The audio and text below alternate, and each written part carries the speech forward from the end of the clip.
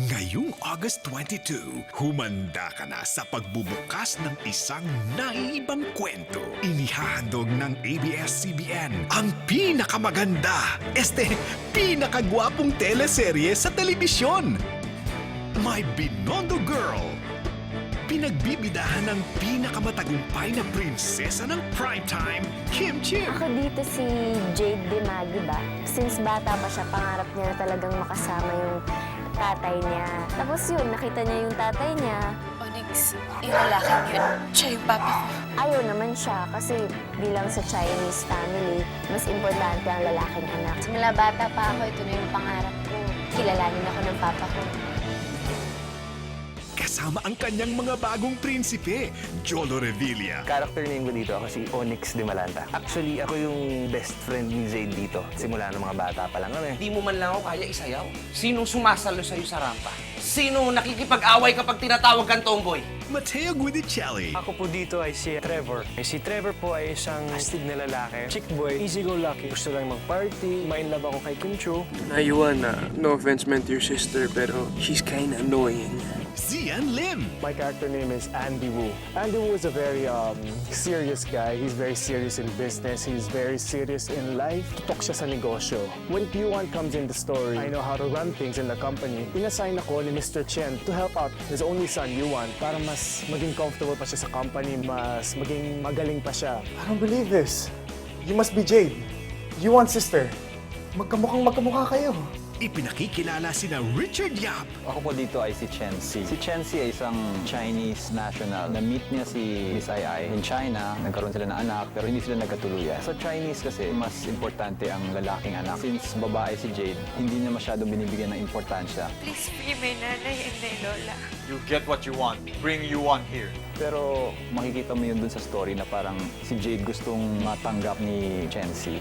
Lauren Uy. Ako po si Amethyst C. Tatay ko po si Papa Chen and mommy ko si Jean. Ako po ay isang mahilig sa fashion dito. Nung dumating si Yuan sa pamilya namin, nag-aaway na si mama at papa. Kasama ang ilan sa mga pinakamahuhusay sa larangan ng drama at komedya. Miss Ai de las Alas. Character ko dito, ako si Seni at ako ang nanay ni Kim Chiu bilang siya ang Binondo girl. Ako naman ay teacher at ako yung bumubuhay kay Kim Chiu. Gusto niyang tanggapin siya ng tatay niya, so nagpanggap siya lalaki. Dahil simula nung nakasama ko si papa, pakiramdam ko parang nabuo ako.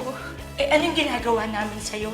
Yung bang pagmamahal ko sa'yo, hindi pa sapat para mabuo ka? Cherry Pie Picache. Ako dito si Jean Di Pasupin. Si Jean is the best friend of Ai Ai way back in college. So pareho sila naging English teacher sa China. Later on, I became a wife to a Chinese man. I think I'm playing the kontrabida. Habang nabubuhay ako, hindi makakapwestong iwan na yun. Glidel Mercado. Ako dito si Ningning, tapos ako yung best friend ng Cherry Pie na ang name namin is si Jean. Ano ako dito si Mateo, mag-asawa kami ni Ricardo Cepeda. Ang character ni Ningning dito is may pagka-inggitera.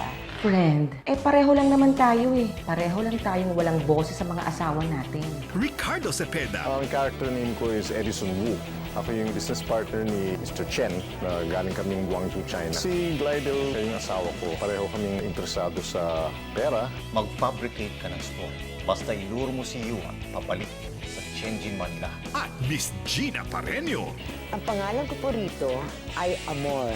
Ako yung parang lalaking kumido sa bahay namin, gawa ng nagtutulungan kami mag-ina. Ang pamilyang merong kami, nila Kim at saka ni Ai Ai, ito yung pamilyang kahit na gaano kahirap ang buhay ngayon, maganda ang pananaw ng pamilya namin.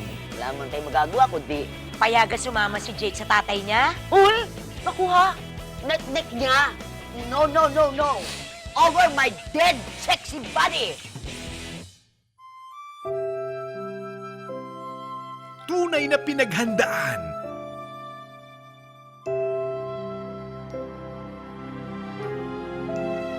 Ang kwentong aantig sa puso ng bawat kapamilya. Sa totoo lang, isa to sa pinakamagandang soap na nagawa ko. To the viewers, kasi ang ganda-ganda yung venture in a concept which is the Chinese and Filipino fusion of culture. Kaya abangan ninyo, gawa na ito comedy. At kaiba naman, hindi naman ito yung kadramahan. Talagang puso yung pinag-uusapan dito. Iiyak po kayo, tatawa po kayo, lahat nandito sa My Beyond the Girl. Maraming kakaibang mangyayari dito, maraming unexpected things. And abangan nila yung kwento ng isang traditional Chinese family. Sa direksyon ni Malu Sevilla at Francis Pasion. Mga kapamilya, I'm inviting everybody to watch My Binondo Girl. Siguradong marami kayong aral na matututunan dito. Talagang matatamaan ang inyong mga puso sa lahat ng mga eksena na mapapanood natin dito. Abangan niyo po ngayong Agosto na ang My Beyond the Girl. My Binondo Girl, ngayong August 22 sa Primetime Bida.